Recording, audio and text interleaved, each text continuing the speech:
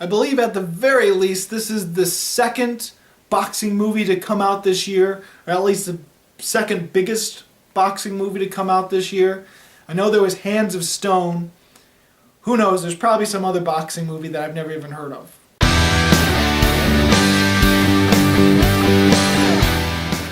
It was a complete surprise when the trailers for this movie actually came out, because I had never heard of it before the trailers came out. And I knew there was something about Miles Teller, but I didn't know what it was about. And when I saw the first trailers, I was like, wow, this actually looks really good. And then it got pushed back, and so I had to wait a few more months till I finally got to see it. And by then, the trailer was shown almost every time in theaters for the past month or so. Bleed for This, a very fitting title, I might add, is a boxing movie starring Miles Teller. Now, this film is inspired by true events, and Miles Teller plays a real-life boxer named Vinny Pacienza, or the Tasmanian Devil, as his boxing name is. And if you've seen the trailer for this movie, you know exactly how it plays out. He's a boxer, and he gets into a terrible car accident which breaks his neck. The severity of the position the break is in and the break itself is bad enough that any wrong movement, any terrible bump, terrible fall could sever his spine. He's told that he'd be lucky enough to be able to walk again, and fighting is out of the option. But through sheer determination and will, Vinny vows that he is going to box again. And so he trains despite the consequences and gets to fight again. Now, I have to say, I found this to be a really great movie, but could it be better? You damn right it could have been. This is quite the incredible story, and from what I saw in the trailer, I was expecting really, really great things. I still got great things, but not to the extent of my expectations, which unfortunately is very sad, because I try to go into these movies with as little expectation as possible, but sometimes it's just impossible. Especially when you see a trailer over and over again for several months. Now, one of the things about boxing movies is ultimately a lot of them, if not almost all of them, follow a very similar structure, a very similar plot. It's one of those genres, it's one of those types of movies where the plot is so ingrained in the story itself and in the genre and in what it's all about that it's almost impossible to break away from that specific structure. For the most part, there's two ways a boxing movie can go. Especially a boxing movie that's supposed to be inspirational.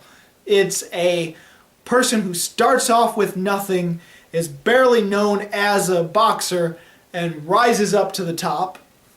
Or a boxer, like in Southpaw, that has it all, has the fame, falls, and then picks himself up again. And in this movie, it's kind of like Southpaw. In fact, if I were to compare this movie to several other movies, I'd feel that it has a bit of a mixture of Southpaw meets Whiplash meets The Fighter. It has a very similar structure to Southpaw, where Vinny is a boxer, he's well known enough, and then he starts to rise up to the top again, only to fall because of the accident, and then picks himself up again to rise again. So in a way, it is like Southpaw, just a different situation of how he fell. In Southpaw, it's more of a family matter, and him losing his wife, and trying to get custody of his child, and trying to better himself. And this one is trying to pick himself up again and try to better himself after this horrible accident. And similar to Southpaw, because it's this well-known boxer that has a fall and then rises back up again, because it's that structure, it can get a little long. In fact, the way that Bleed for This goes about this movie, it actually feels a little longer than Southpaw. I don't know the actual runtime, but it feels longer because it doesn't actually start with him a very prominent boxer. He actually starts rising again. It almost starts him off at a middle ground, starts rising, falls, and rises up better than he once was. And so you get a little bit more of that first act than you might expect. In fact, the accident doesn't happen until about halfway through the film, maybe a third of it at the very least. It's hard to tell because I don't have a watch and I don't look at my phone to look at the time because I don't want to be disrespectful.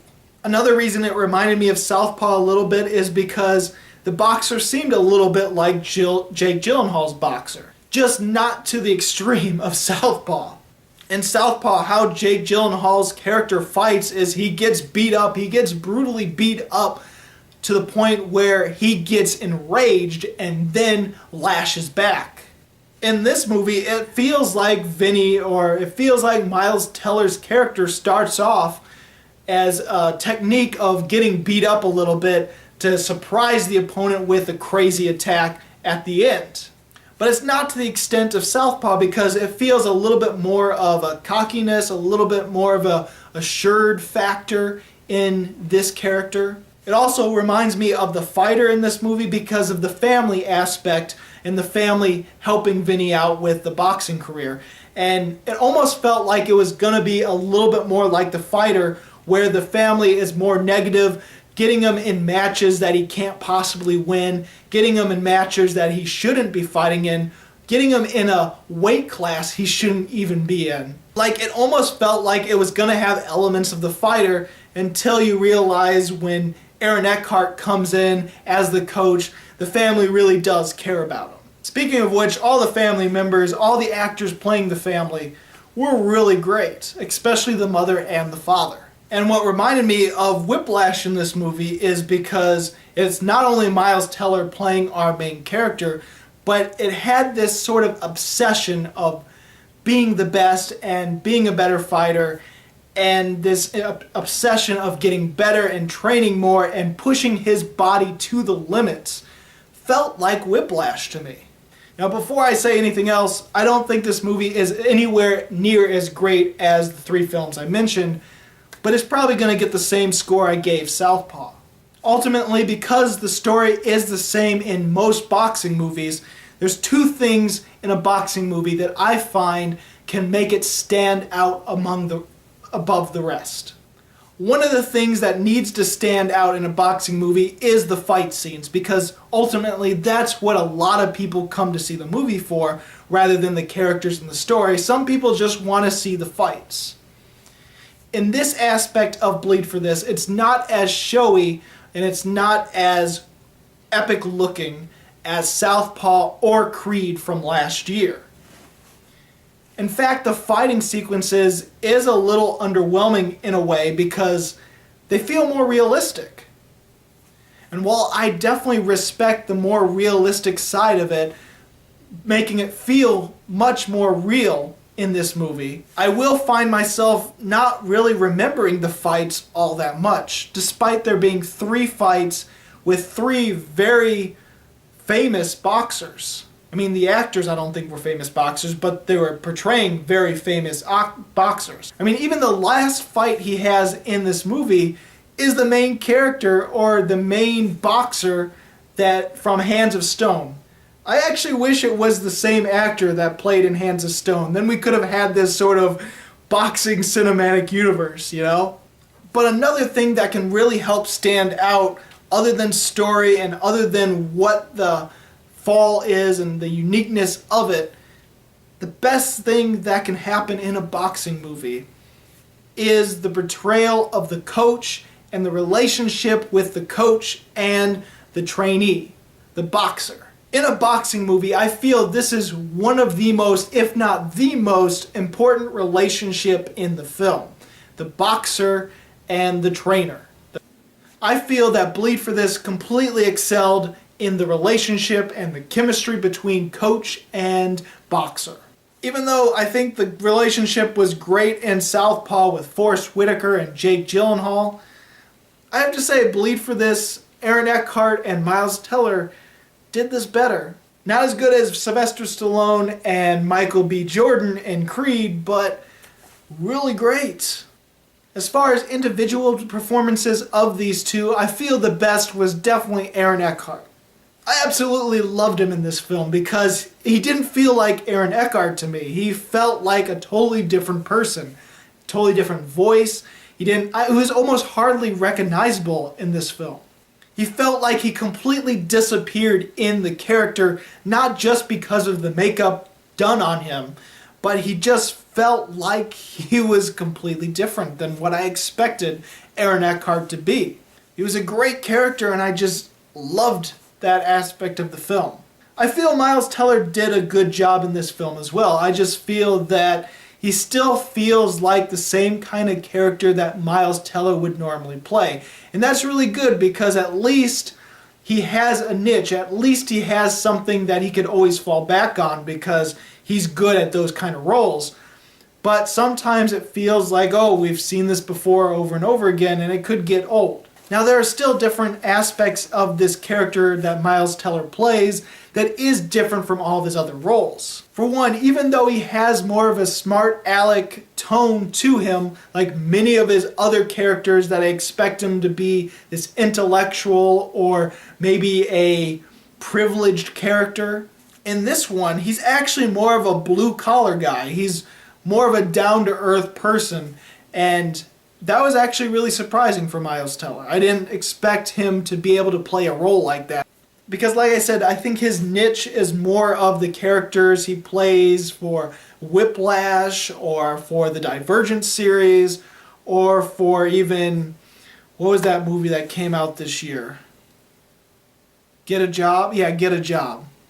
Like, I feel he's definitely more for those characters, but he feels still like that character in this, but still different enough where I saw a different aspect to him than I would normally see in his other roles. He definitely felt believable, and I definitely liked him in this movie. It's actually hard to tell which one I think is the better performance this year. He's done this boxer in Bleed for This, and that one character in War Dogs I really liked as well. Surprisingly, in both movies, the supporting actor was the one that really blew my mind more so than Miles Teller. I found this to be a really enjoyable movie, but I feel that there's many people that are going to find this movie really slow, especially if you go into the film wanting to see really good boxing fights.